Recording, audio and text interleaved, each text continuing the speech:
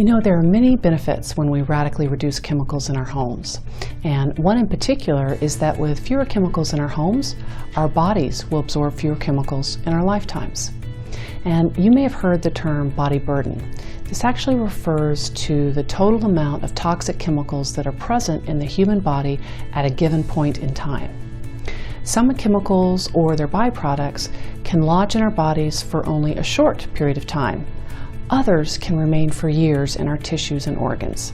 For example, arsenic is mostly excreted within right about 72 hours, but DDT can remain in the body for up to 50 years.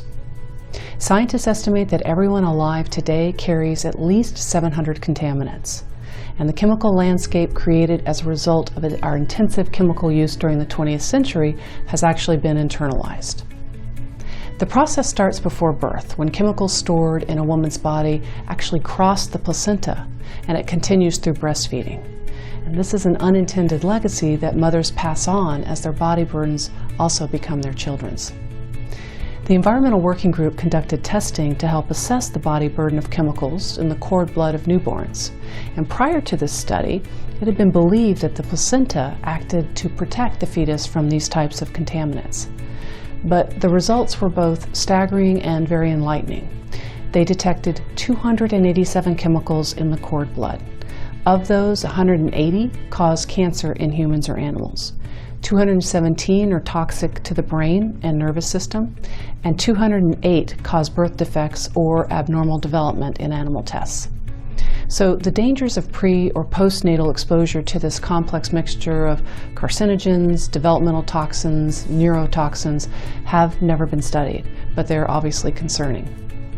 Sadly, our children are exposed to many toxins and dozens of untested chemicals all the time.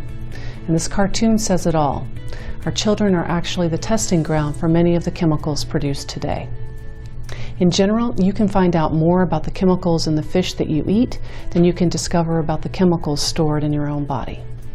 But in a few countries, like Sweden, body burden monitoring is extensive, so the government can track how well it is doing to reduce people's exposure to these environmental chemicals.